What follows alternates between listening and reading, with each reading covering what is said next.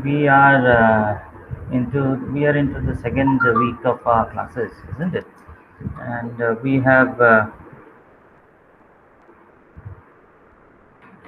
what to say. I've uploaded quite a few materials. If you have noticed in the classwork, have you gone through all of it? Yes, Have you sir. gone through? Okay. Yes, sir. Uh, I hope so. I have only gone through yes, so I think most of you haven't. Um, and I've delivered two recorded lectures as of now. If you notice.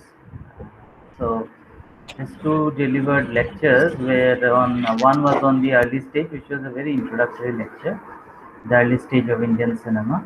But there was no problem in accessing the video files, right? All of you could access easily. Yes, Yes, sir. sir. Yes, sir. Okay. That's why I put it on Google. Google is easier that way. On YouTube, sorry. Right? YouTube is better Yes, than sir. Google Drive. What do you say? YouTube is better, sir. Yes.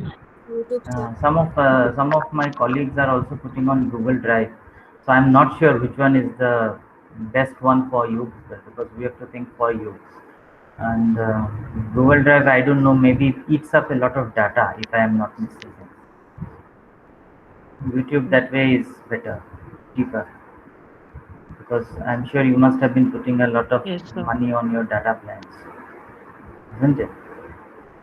The parents are spending a lot of money on data plans. You must be happy also in some other ways. Okay, so I had requested you to watch a few films. I had given you the links, YouTube links also. Did you go through? Did you see those films? Yes, sir. Yes, sir. Yes. Okay, okay, that's good. I only have 20 people who have joined, so I don't know what about the others. For a moment, can everybody show me their faces? I just want to see whether you are here or it's a robot who is sitting there. Yeah, you never know today's age. Yeah, so I have three people, others are all robots. Okay, four. Satanjali is not a robot. Noyan, I'm okay, not Noyan, I the. see you. Ah, yeah, yeah. Ah, Pritam has just woken up and so most of you are not robots, I can confirm, but Sir, no, actually, I just went to wash my face. you want to wash your face? I woke up much before. Acha, acha. Sir, No, that's yes. okay, that's fine. You are not Sir, no, answerable actually, to I me. washed my face, but I did not clean up. Okay. No, you are not answerable to me. Don't worry, Yes, sir. Pritam. Pritam, you can also take a class while you are sleeping in your bed. That's not an issue. And I doubt that because most of your Sir, friends haven't shown their faces. Okay. So we were having our CBCT class, so we were supposed to wake up early. I'm sure not all. Everybody's CBCT is different. So which CBCT was it? Who's which teacher? So Abhijit Bashya sir, Okay. Women in Digital Literacy. Okay. Okay. So some of you would have had an early class. That's fine. I'm also thinking, should I also have some, because most of you are late sleepers. I can have evening classes also maybe in this manner. I don't need to come to office and pretend like it's a morning time. We can have a late night class, right? 10 o'clock after dinner, post dinner classes. That would be best, Yes, right? sir. The net also would be better. And Yes, yeah, sir. yeah, yeah, I'm sure. So, No. who says no? 10 o'clock. Sir, The only problem would be some places the electricity would be issue. yes, Chiranjeev sir. has joined. Oh, that's a big surprise. Chiranjeev, how are you? He's frozen. Anyways, so let's begin. I'm not going to take a full-fledged class. Most of my lectures would be recorded. This is about your readings. This class is about your readings. Before that, let me announce, if all of you are hearing me, as per my schedule, Monday I have a class, right? Follow me. Monday? Yes, sir. Yeah, I do have a class. So Monday is going to be your first exam. Exam. Yeah, it's going to be an exam time already. So it's not a surprise exam because I've announced it. Huh? Yeah. So Monday Sir, is your, next Monday, like next week, first Monday. yeah, the week 3, day 1. Okay. It's going to be a small exam. It's hardly 5 marks or something. It's going to be a small quiz exam. Okay. And I'm making the announcement here, so I won't be sharing again the details on WhatsApp. The exam would be of around 5 to 10 marks. I'm not sure about the marks yet, but the exam will be of very limited period, 10 minutes. Okay, for all of you. And it will be during my class hour, 11:30. So 11:30, so let's say 11:40, I will share the details, the link of your exam. You will have 10 minutes to answer. After 11th minute, the answers won't be collected. So anybody who will miss it, will miss it. You understand? Because Yes, sir. that is very important, because we have to also maintain that you don't see, because all the sources in the world are open to you. So my exam will be of hardly 10 minutes. So if you have to search anything on Google, you will take more than 10 minutes. Okay, and it will be from all the reading materials that I have given you. I have given you hardly, and today probably I'll share one more reading material. That's it. So this is the first test, and as per the university regulation, by September 11th, we'll have another test for this paper. Okay, so what happens is, this is a good thing actually for me. What happens is, all these tests will be small. We'll conduct very small tests, because this will help you also, because you don't need to write long answers now, because we are having everything online. Okay, so we'll save that on the bigger test for the last, when probably God willing you will come to the campus. Okay, that time we'll have the written exams. And so please be prepared for the Monday exam, 11:30 onwards. Be ready for the link any moment. And yes, so coming back to our Achut Kanya. So I had delivered a small lecture on Achut Kanya in the last class. I hope you are all watching those videos. Pritam, have you watched that?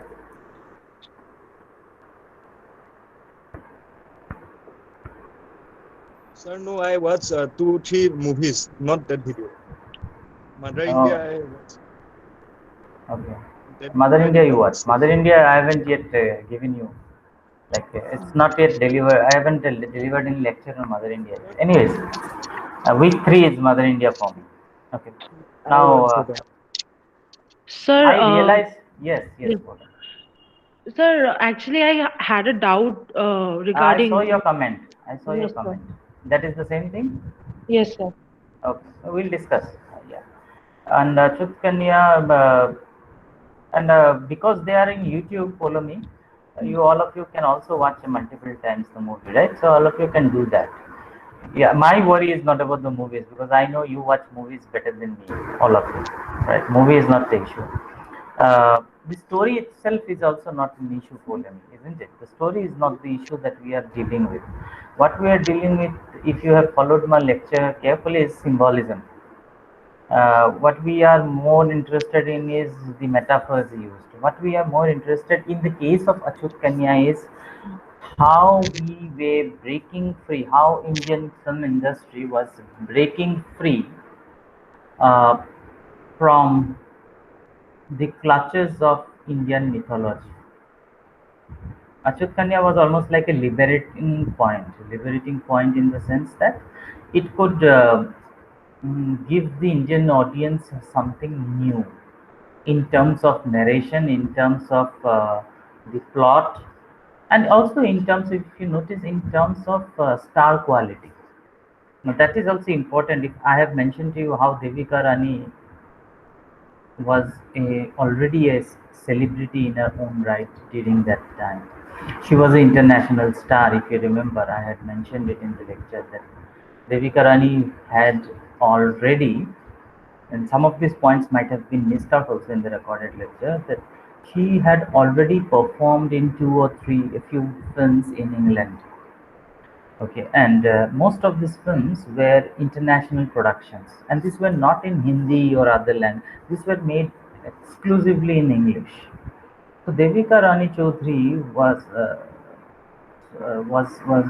a kind of a pathbreaker for the Indian female actors.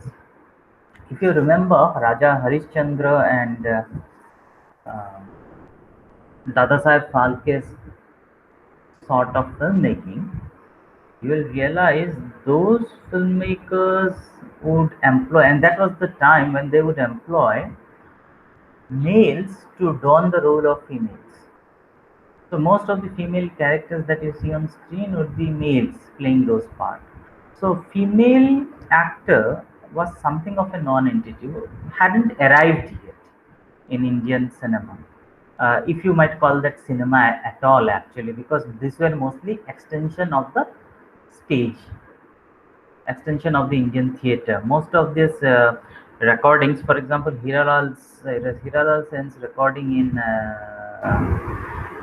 Calcutta, were actually all recording. So theatre would go on in the stage, which was perfectly all right because you had a literary renaissance happening in Bengal during that time. And what they would do is they would just record everything that was being played on stage.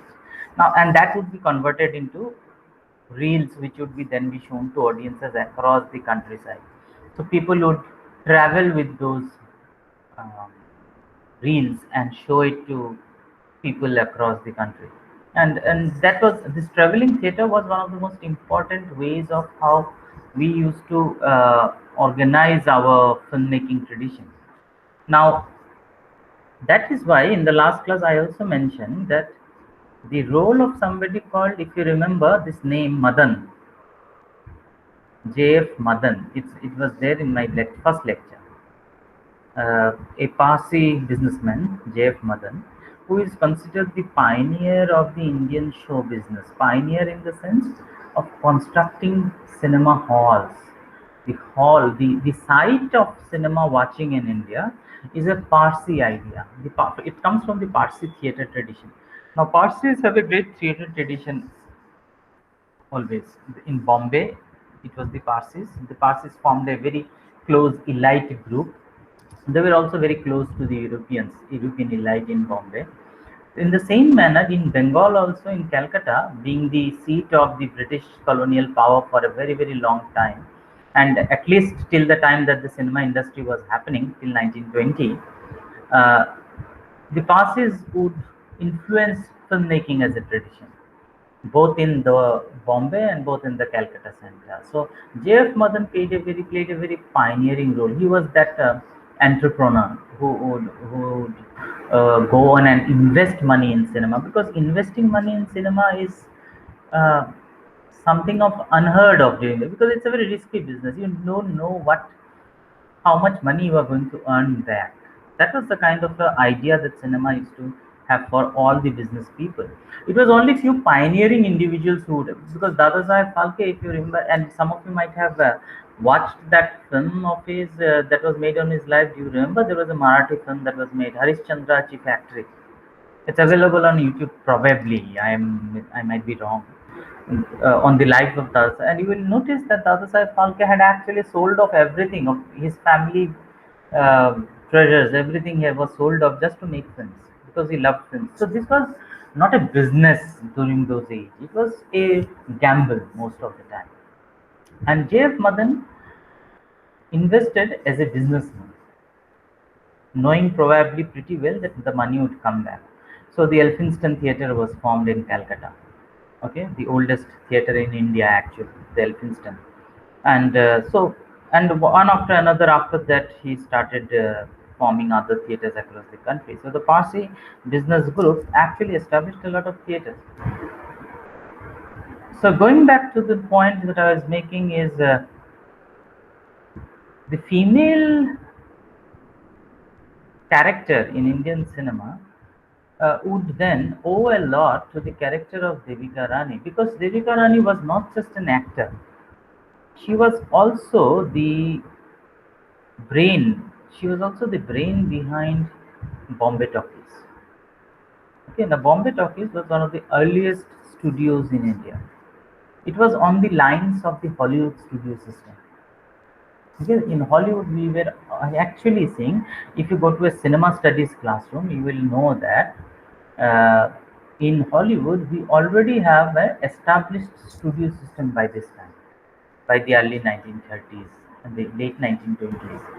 Studio systems were already in place. And what is the studio system? A studio system is basically where movies are being made in a very phased manner, in a very industrial manner. Movies were made one after another, and you remember by this time, by the early 1920s, we already had the concept of the which keeps popping up in your classroom, I'm sure, the what you call as do you remember the Ford cars, Henry Ford, Sir Henry Ford? Factory line production. Have you heard of this word, factory line production? So are you Yes, talking about sir. the mass production? Yes, yes, I'm talking about the mass production. Have you heard of Henry Ford? The person who actually, after whom the company Ford car is named. You know the Ford cars, right? Yeah, so after him, the Sir Henry Ford, this Yes, company's sir. name. And this was actually the first company which, which uh, standardize this form of production called the factory line. What is factory line? Basically, is very simple. Some of you might have watched Charlie Chaplin movies. There is a movie called Modern Times, and you can go and watch that, where he is, where this factory line production is shown. Uh, it's basically, assembly line. Basically, assembly line uh, production, where each person who is working on a car, let's say in Ford production, each person who is working on a car, let's say, is doing only one specialized job. He's not making the whole car. So a person who is tightening the screw will whole life will only tighten a screw, particular screw. That's his job. And he doesn't know at the end of the day whether that screw results in a car or a tank or a fighter aircraft. That person doesn't know. He's not interested. Each person that does a specialized job. So there are thousands of people down the assembly line who will only do, and that increases productivity. That was the whole idea. And thus, at the end of the assembly line, the car comes out. Right? So each person is assigned. So somebody will just plug the door, somebody will just do the engine, so somebody will do just the paint, right? So it's very opposite to a tribal society. A tribal society is like where everybody does everything. So this was just the opposite of a tribal society. This was everybody. So is this person, if he goes out of job, he knows nothing. Right? He can't earn his living because he knows how to only tighten a screw, for example.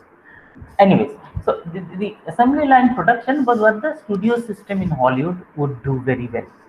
They imitated, and most industries across the Western world imitated this production system. Getting the point. And the Hollywood studio system mastered this form of production. They would then, in this studio system, the story, the actors, the musicians, the directors, the producers, the lighting man, the photography man are all part of this assembly line production system. At the end of it, a film comes out. So that's how the studio system is to work. All of these actors would be, salaried individuals. So the studio system was more of a entrepreneurial, or let's say an industrial system, more than a creative system.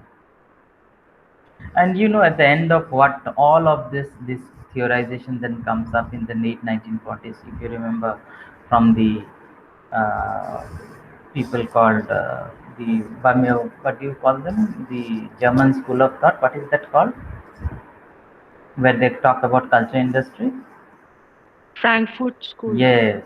So the Frankfurt School people then theorized, and it was a long time. It was 20 years after the studio system has already established, because they were seeing the after effects of the system.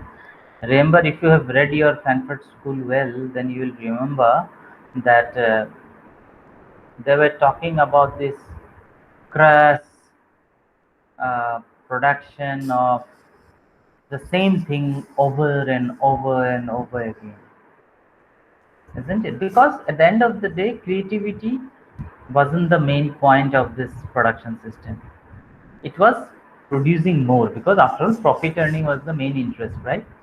So Hollywood studio system had modeled itself on assembly line production already by the 1920s, late 1920s, early 1930s. There were many individuals who were already doing this in the silent film mode.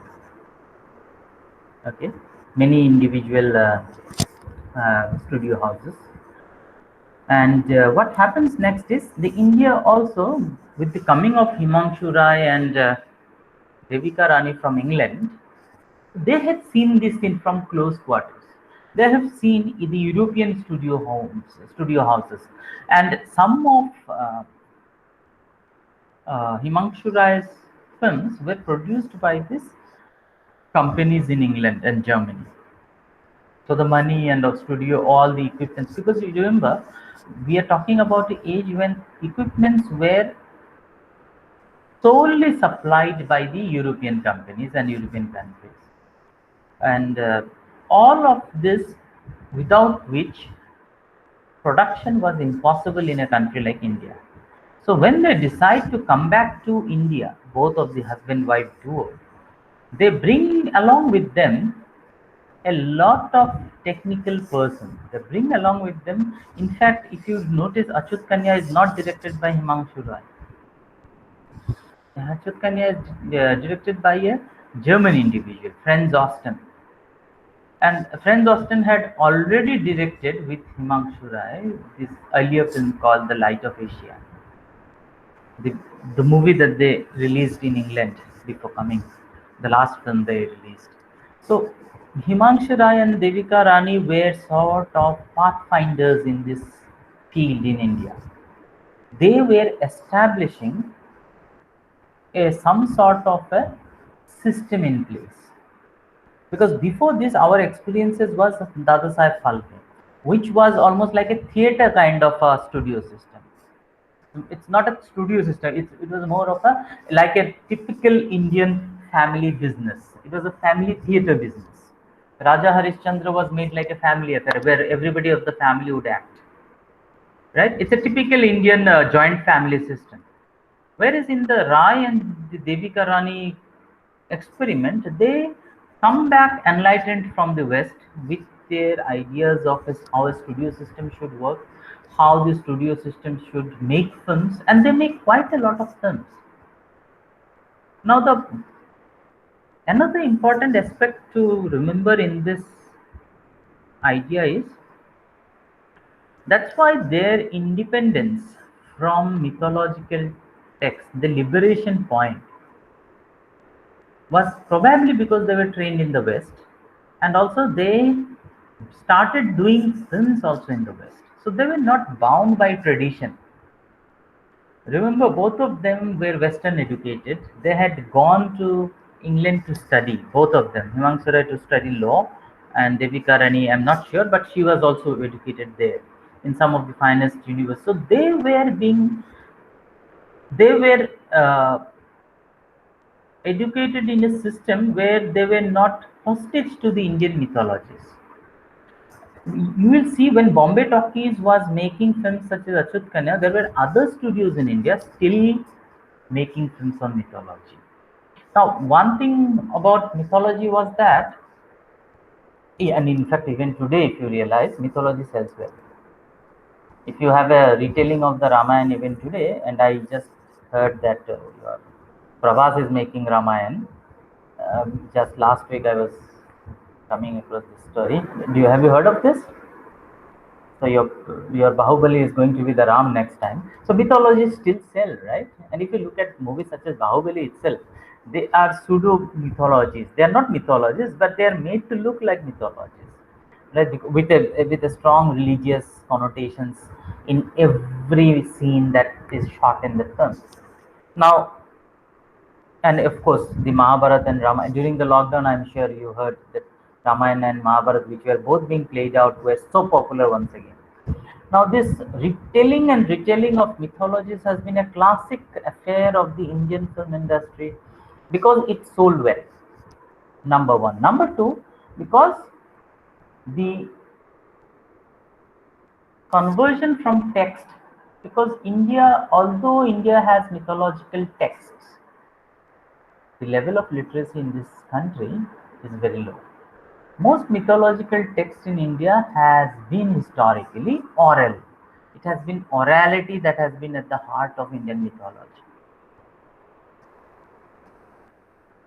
The literature per se wasn't read by many.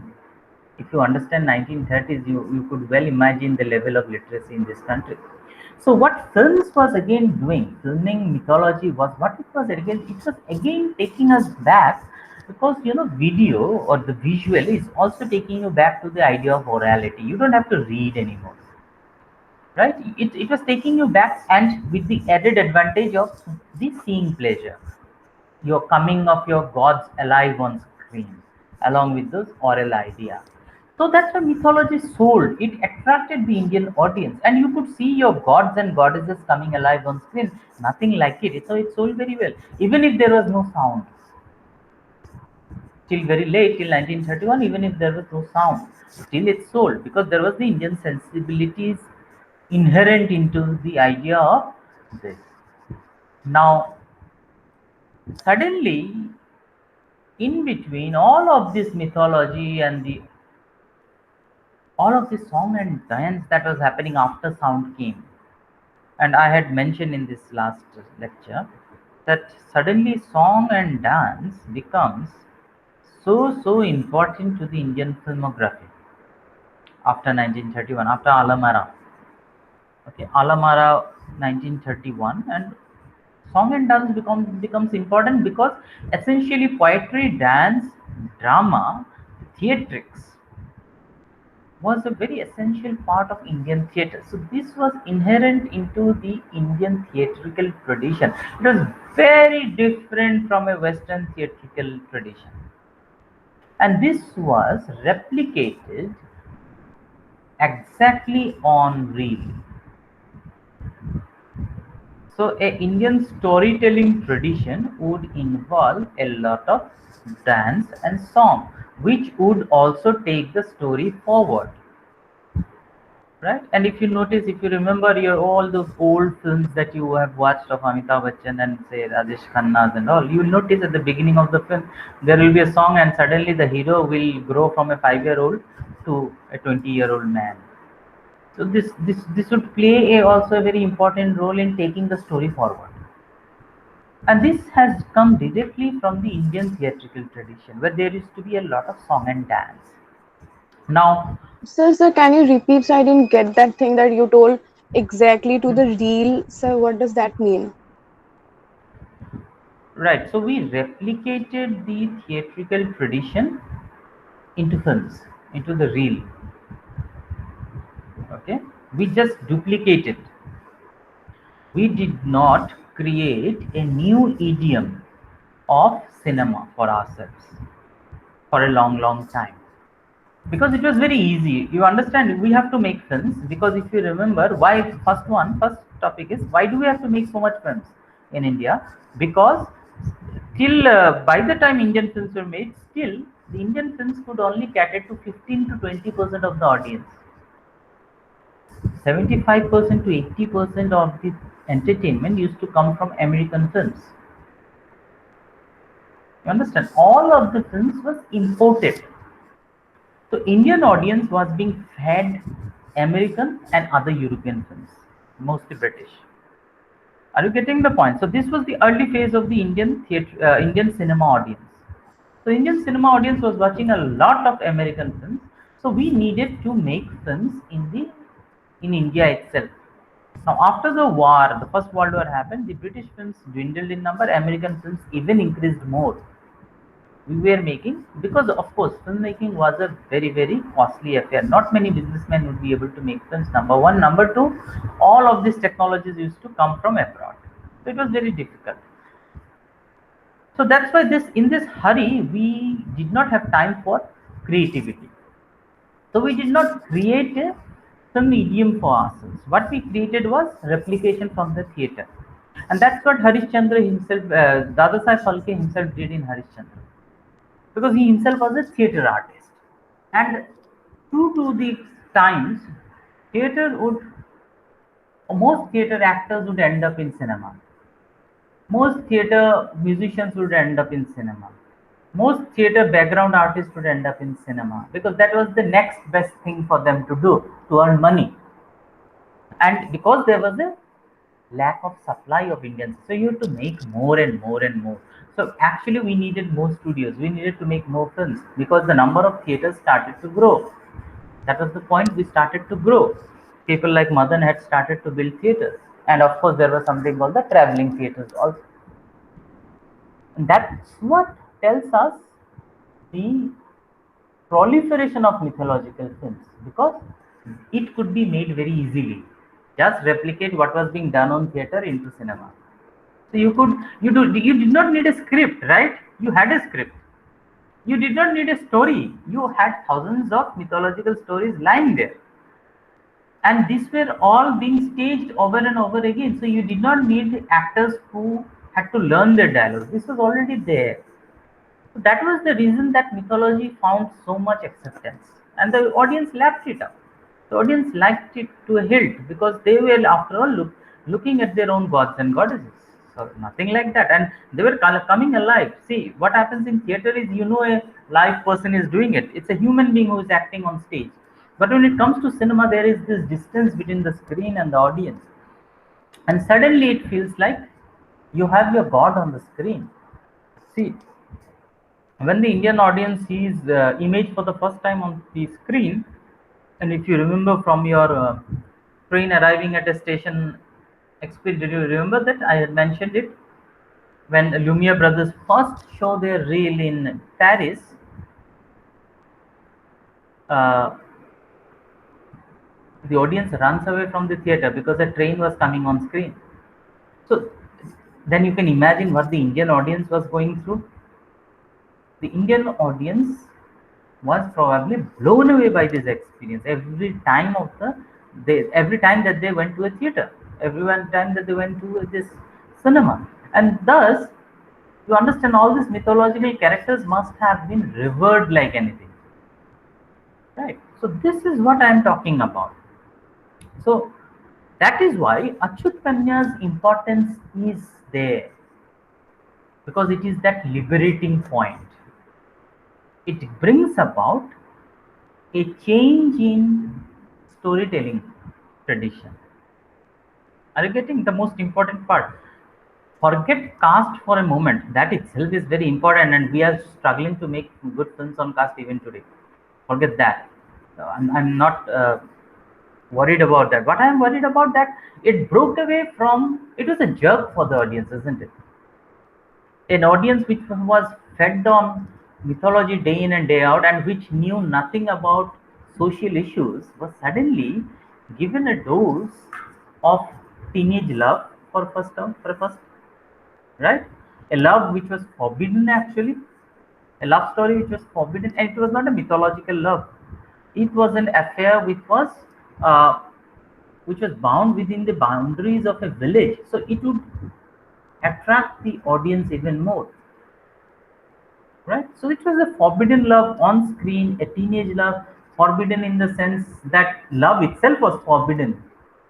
You you understand? Love itself was a forbidden idea, and then on top of it, you have a love story which was forbidden by caste hierarchies.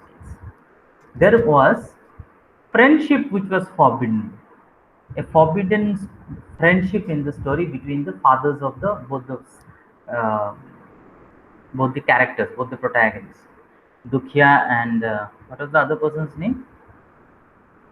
Mohanlal. Yeah. So if you remember, then Achyut Kanya transcends a lot of boundaries. That is more important to us. Are you getting the point, Polami? Yeah. So this is what makes it more important. The transcending of narrative boundaries. It's a tragedy. It's a tragedy not on the lines of a Shakuntala tragedy. It's a tragedy on the line of a Greek tragedy, which is unheard of in the Indian context. India does not have a tragic storytelling narrative. No. Apart from a few Shakuntala here and there, which was also a modern Kalidas retelling of a story. Kalidas converts it into a tragedy. Are you getting the point? So the only tragedy that we have in Western theatre, which is very profound, is the Greek tragedy, and Himanshu Rai uses Greek tragedy, okay, to tell his story. It's a tragic love affair. See, and the tragedy happens at multiple levels in this story. And you see, telling a tragic story on screen is fraught with dangers. For example, if your main protagonist characters die on screen, it's fraught with danger. You don't know whether the audience is going to like it or not. That's it. If the protagonists don't get married to each other, you don't know whether the audience is going to like it or not.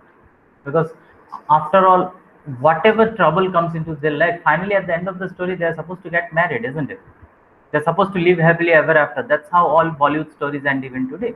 But they were telling a real tragic idea. And they were not just telling the tragic end, they were telling the aftermath of the tragedy. Aftermath of when they both were married to two different individuals. And the story was taking us beyond that tragic point. Many stories would have ended there, isn't it? That they get married to different individuals and that comes, the tragic story ends here. It doesn't. It takes us beyond the tragedy because the love affair itself is not the point of the tragedy. Caste was the main point of the tragedy in this story. And that's why the storyline goes after the end of the marriage. And what happens to the social hierarchies is shown. You get my point? So, Achyut Kanya, then, if you understand in this manner, it creates a story much way ahead of its time. Okay, like it's very unthinkable to think of a mid 1930s story, and that might only be true probably because these two people had come from abroad and yet they were not yet touched by criticism from the Indian audiences. They were yet to be touched by that criticism. And that probably might be the reason. Yet there is a lot of criticism of the film. Like the biggest criticism that comes for this film is from the fact that this lady, Devika Rani, who is a Western now born and brought up, educated, a fair-skinned lady, okay, by all means doesn't, and she comes from a Brahmin family, by all means not a Dalit, right? And she plays the role of a Dalit girl. And if you remember, so that and her diction in the film, of course, we were yet to determine the language in the film. Now, this is something very important for you to understand. This is the time we are also experimenting with language. Hindustani as a language had not yet refined. Okay. Now, Hindi that we know today is also Hindi because of Bollywood. You have to understand this. Because standardization of language, popular culture plays a very big role. While in Achyut Kanya, as a country, we are yet to identify that standardized Hindustani. Urdu's influence was there. Maharashtra, where this film is located, but we don't know where they are shooting. Yet there is a strong influence of Western Uttar Pradesh kind of an influence in the diction. But yet it's not a very standardized diction. You don't know which location do these actors are emoting. You don't know the name of. You don't know the state in which they're emoting. So the language that we see is the initial years of the language that Hindustani was forming itself. It's not a standardized version. It's not the Hindi that we know. Yet there is a lot of criticism in the way that the lady, who is a Western educated lady, the way in which she speaks, her diction, they don't seem at all in place with an Indian audience. These are very westernized pronunciations. If you notice very interestingly the movie once again, you will notice that they speak in a very funny, almost a rhyming kind of a way that they are throwing the dialogue throwing delivery is not normal to us. Now, this will be true because we don't live in the 1930s. But number two, it's also because of partly due to the fact that we are yet to master a standardized form of dialogue delivery. And you'll see that there are a lot of dissonance in that dialogue delivery. So Devika Rani playing that role of the Dalit woman Kasturi in this film comes under a lot of criticism. But the fact that in the first place that a woman is playing that role is the cherry on that cake. Because you need a lot of guts to play a Dalit woman on screen during 1930s. Now, if you have to give credit, you have to give credit there. She breaks barriers. Not only does she, like if I give you an example of the latest, the time that we live in, you know, not many, let's say, not many film actors are comfortable today also to enact a role of let's say an LGBTQ character. Not even today in India.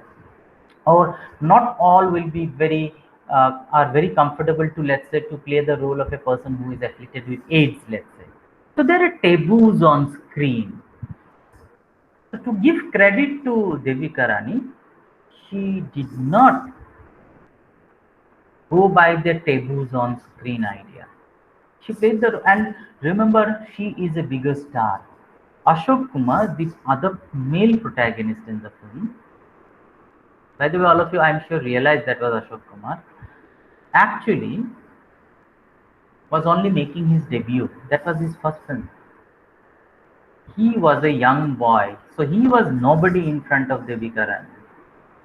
Devika Rani was already an international star. Hollywood was after her at a certain point in her career. It was a big letdown actually for her when she came back home and was doing all these films. So when the film was released, it was on Devika Rani's star power that the film was released. The film was a success of her stature, not because of Ashok Kumar at all. The press conferences were done by Devika Rani, just to give you an idea of how this thing worked. So Achyut Kanya broke many barriers, and that is why Achyut Kanya is important for us. It did not matter to the hierarchies in society. So we are not bothered about whether it breaks hierarchies in the Indian society. We are not bothered whether it could make a change in the caste order. But we are more concerned of how social realities could be projected on screen itself. That itself was the first challenge, and this was unthinkable.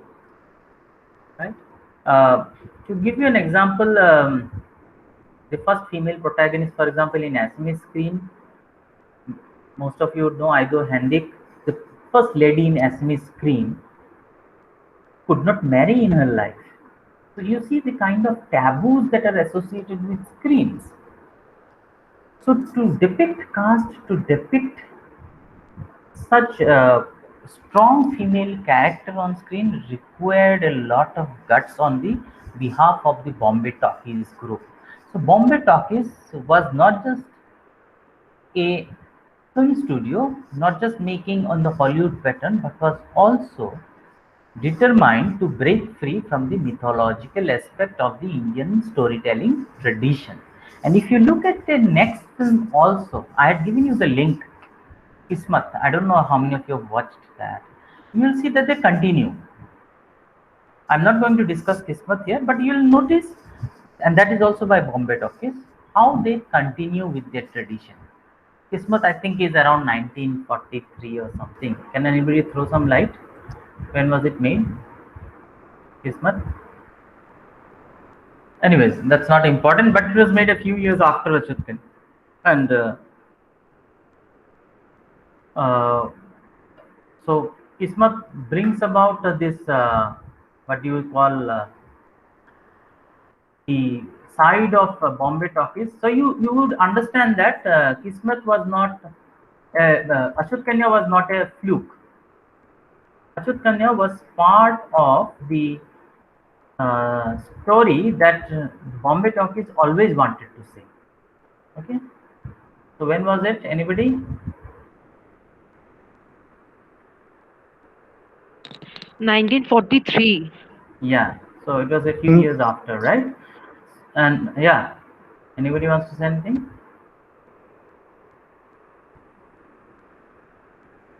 Yes, Pritam? Sir, I think 1968, I think. No, 43. Kismat is 1943. Sir, 1968 Kismat. If it No, was, no, if no. it is by Manmohan Desai, no sir, directed by. No, not that Kismat. I'm talking about the Kismat by the Bombay Talkies. Okay, because we are now on Bombay Talkies.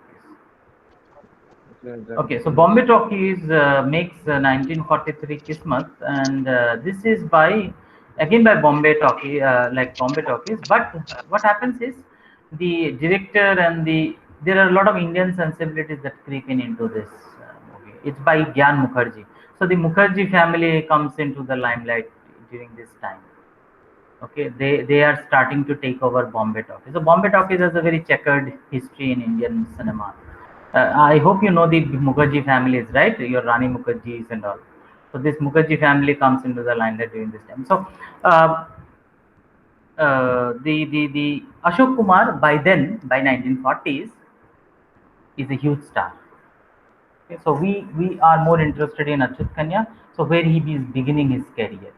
So if you know your Indian cinema well, Ashok Kumar is considered the first star in Indian cinema, even before your Dilip Kumars and all. So he was the first star, Ashok Kumar. But that was during during a time when there wasn't much celebrity worship, because of course lack of other media as well. So the popularity, cinema was a standalone media kind of a idea, right? You couldn't watch TV in cinema. You had to go to the theater to watch cinema, and the reach of cinema was limited, of course, to its urban centers. So, and Kismat was also pre Second World War. Okay? The World War also diminished the film industry once more. So we had talked about the First World War, where there was a lot of disruption that happened during the First World War. Not many movies were being made during this period, First World War, even in Europe and America. Okay, so so this is the story of Achyut Kanya that I am interested. This is your telling of the story itself. Then becomes the act of telling of the story itself becomes more important than the story itself. There are a lot of flaws in the story. If you go by today's standards, you will see there are a lot of flaws in the story. Flaws in the sense that you talk about representation, you talk about dress, you talk about let's say dialogue, you talk about editing, you talk about direction. There are a lot of flaws, but we cannot measure Achyut Kanya from the same yardstick that we judge today's films. We can't do that with that film, because after all, it's a pioneer in its era. It was made during a time when thinking about it was also a crime, right? And more importantly, this was also a film that metaphorically brought in the element of modernity to the text. Now, this is very important because we were yet to gain independence. Please remember, independence was a far off dream. We were in the middle 1930s, we were in the middle of the non-cooperation movement. We are yet so the modernity which we think is the city, which we think is the Western modernity during that period, is still a part of the story. So at the one point we are talking about social hierarchies. There is an attempt to break this social hierarchy. So the friendship between Mohanlal and Dukhya is an attempt to break these hierarchies. The friendship is seen as a threat, right? Because a friendship between an upper caste man and a lower caste man is a threat to the village hierarchy, isn't it? That's what it is. Number one. Another threat to the hierarchy in this film is there is a reference to medicine. I mentioned it in my lecture. There's a reference to medicine. Now, this has always been, Western medicine has always been seen the harbinger of modernity, right? And the villainous character that is shown, the village, the other person, the Vaid, who is the villain who attacks Mohanlal, who conspires, is a practitioner of what you call as the traditional healing practices. So this is anti-modernity, anti-Western medicine. Whereas Mohanlal from his shop, and those days you will understand those kirana and the this stationer kind of shop which has multi-purpose shops would sell everything actually, from your basic food items to your medicines. They would be selling everything because you didn't have those divisions that you have today, like a medicine shop and a clothes shop and a stationer's shop, all different. They were not like that. So Mohanlal, in one of the scenes, if you notice, is dispensing medicines to one of his customers. Those were tablets. I don't remember, but probably malaria tablet, quinine. Now, this was a direct reference to modern medicine. Quinine, hydroxychloroquine is very much in news now, by the way, isn't it? Yes, Trump keeps talking about hydroxychloroquine. So we see quinine being referred to in this film. A direct reference to the advent of modernity. So Mohanlal is shown as a liberal. He is, although he lives in the village, he is not a believer in a traditional healing practices. He is a believer in medicine, Western medicine. He is somebody who somebody who is seen as that symbol, the metaphor, and that's why his friendship with Dukhya is very important in this film. So he is that person who breaks that. So you look at, if you look at the story from this angle, you will notice that there is a constant effort on the part of the narrative structure to refer to this constant clash between the forces of modernity, okay, and constructive, the old traditional. So that's why there is a reference to the train becomes a very important reference point in the film. Dukhya is a Dalit. Dukhya but manages the train. The role of the gatekeeper in a train station is very, very important. He is the one who stops trains. He is the one who lets go trains. So his role is very important there, and his message is he also tries to stop the train once in the movie, if you've noticed carefully, for his friend, and that is a very important narration piece because modernity comes, but it does not give Dukhya a place in it. So modernity also has its failings. Okay. It doesn't mean today we are modern and caste has gone away. It's not. So modernity has also got its failing. There are a lot of failures. Yet modernity also brings with it education, enlightenment. Okay, it shows us a path. So this clash of these two worldviews is constant in Achyut Kanya, and this is what you have to look at. This is what is important. Okay, in the story, the narrative structure, and so metaphor, symbolism, important. Keep it in mind. This is another part that I wanted to talk to you about, and if you would ask me personally, what did I like most in my, if I watch the film, what do I like about this film? Believe me, I like the songs in the movie. These are some of my favorite songs because I understand a very important. If you understand a very important aspect is the aspect of body language. There is a classic song in the film. What was that song? What is the line? मैं मन का पंछी उड़ता जाऊं one में, right? बन का पंछी उड़ता जाऊं, right? Yes, sir. Yeah. If you've noticed, both the protagonists, the girl and the boy, is emoting this out, and this song is recurring. It comes and goes. One is sitting on the tree trunk, and the other is standing near it.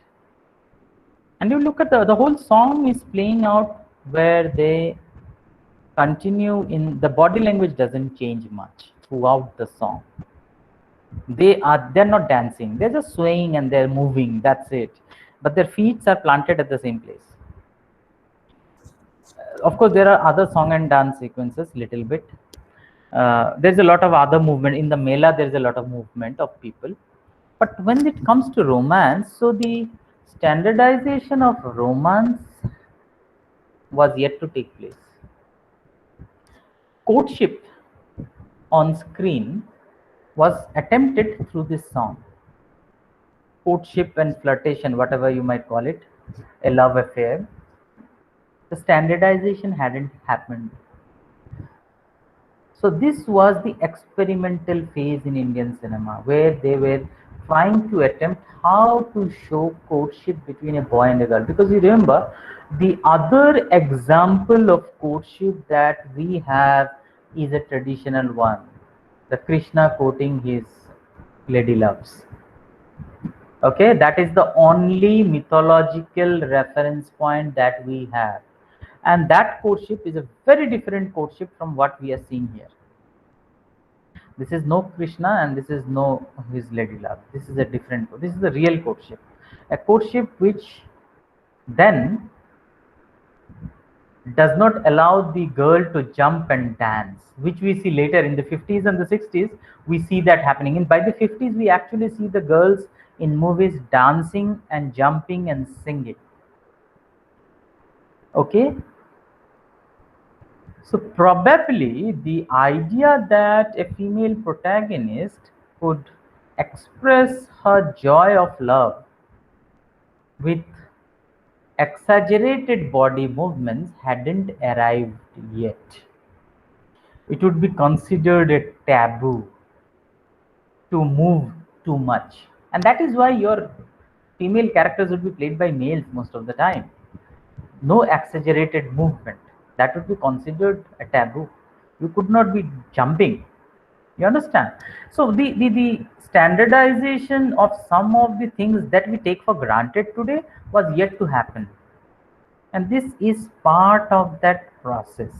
Achyut Kanya is probably the beginning of that process. How you romance on screen. Okay, romancing on screen. And see, there are many experimentation that happened. See, there was a time in the 50s and 60s, romancing on screen also happened through good poetry. You'll see many films, Urdu poetry comes to its own during that time. Hindustani was considered to be the language of Indian cinema by that time. Okay, so you have to understand that. So that is the part that I like the most, the song and dance, because it shows to me that we live in a time where it wasn't very welcoming to see a boy and a girl going around the village, one. Number two, exaggerated song and dance movements. And number 3, the songs also, if you notice, are very kind of a bhajan kind of a rendition of a romantic song. If you look at the pace of that song, it does not really show you romance. You understand? But if you look at the lyrics of this, it talks about what your heart wants to do. My heart is like a bird which is free in the jungle, but the characters are not moving. Ban ka panchi, ban ban ghumu mein. Just look at the wordings. The characters want to roam around in the jungle free. Free from what? Free from all these social restrictions. Yet they are tied to their own place. They're standing there. They can't move. So that's a very important point. Okay, that's the point I like the most, because I like watching that song. It's a classic song, by the way. Okay, so I would like to end here, and now you people can talk and show your faces. Yes, Polomi, now you can ask me, what do you So think after all this discussion? What do you think? Yes, Shraddhanjali also. Yeah, one by one. Yeah. So no, I wonder that apart from the plot of the movie, I wonder what was the ticket system back then. Ticket system. Yeah. What was, so the tickets would be in some annas, okay, half anna or a 1 anna, ek anna tickets, okay. Like And people used to buy tickets and go for the movie. of course, Like back yeah, then also. yeah, Like of people course. will The cinema cannot be watch free, that. right? It's a costly affair. Yes, Sadanjali. No, sir. I wonder that people were against the Dalits, but they were also going and watching the movies of them. Yeah, because it's the one is, you don't know what is there in the cinema. Number 2, films are known to be path breakers. Films show you a way how you can change society. Okay, so popular culture has this power in itself, right? That it can tell you the most uh, unlikeliest of things in the most liveliest of manners. Things which you are not comfortable with. Like, let's say most of us were not comfortable with alternative sexualities a few years ago, right? most of our parents most of our parents wouldn't have been comfortable with alternative sexualities a few years back, isn't it? But look at the power of popular culture today. LGBTQ is a social reality based on the idea of popular culture itself, and not because in everybody's home there is somebody who is an LGBT. That's not the case, isn't it? But we have come to accept, many of us have come to accept, only because popular culture has represented on screen. So representation is a very powerful medium. You have to understand that. Novels, for example, have played a very big role. Literature. So it's the same as films. Are you getting the point, Shraddhanjali? Yes, sir. Yeah. So all of these novels, literature, theater, cinema have played their roles uh, in understanding our society better. And if changing people's mind, nothing better than that, right? Now, Yes, sir. today we accept people with alternative sexualities much more easily, I believe, isn't it? Today, if somebody says I am a gay or I am a lesbian or I am a transgender, we don't frown upon it as much, isn't it? So there is a level of acceptance. So those barriers, and but if somebody would have told me this 10 years back, 20 years back, I would have frowned. I would have asked, what? Isn't it? But today, this resistance probably would have broken, and thanks to our readings of literature, our readings of today, for example, yeah, somebody is saying we have a class at 11:30. Yes, sir. We have a Dream Yes, sir. class. Avinash is saying we have Judy ma'am's class from 11:30. Is it a live class? Yes, sir. Yes, sir. Oh, Yes, sir. okay. Sir. So you people want to leave me, right? So I will have your classes at 11 p.m. every day now. How does that sound? That's too late. Avinash? Too late? Sir. No, Oh, sir. come on. In hostel, you used to sleep at 2, 3. But it's a good time. Suddenly, you are an early 11 a.m. sleeper? Good time, sir. Like for studies, it's too late. That's the movie time. Anyways, so I will end here. So again, so what I'm planning is I'll end with this last line of mine that most of the time I'll have recorded lecture like I did last week, all with 2 recorded lectures. But whenever we need, I think I'll need, because after the recorded lecture I need to speak. When I speak like this, I feel more comfortable because we are classroom teachers. You understand? When I'm recording, I feel like an actor, so it's very difficult. My facial expression changes. You will see my wording changes, and I can't act also. So it's a performance after all, isn't it? Kiranjab will know better. It's very difficult to act in front of a camera. Yes, I've sir. ordered a lot of cameras and all just to record classes from 2, 3 angles now. We'll do that. Yes, sir. Anyways, thank you. Have a good day. Chalo. Bye. Thank you, sir. Thank you, sir. Same to you. Thank you. Thank you. Thank you, sir. Bye, bye, bye, everybody. Bye, sir.